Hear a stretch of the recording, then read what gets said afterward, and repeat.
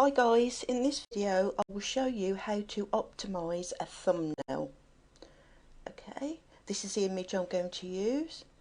Just come down to properties, click on details tab.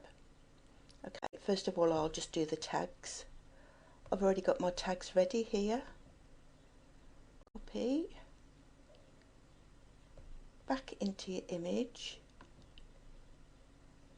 paste. Okay, comments can be what you're going to put in your description for your video.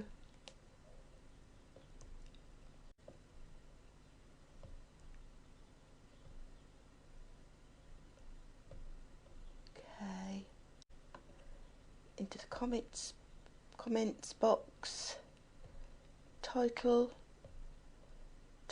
of the video,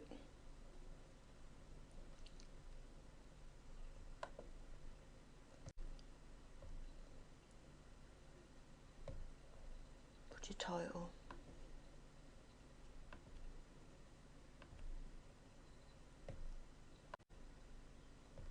paste. I always do this at 5 stars, I'm not quite sure what that does. Click apply,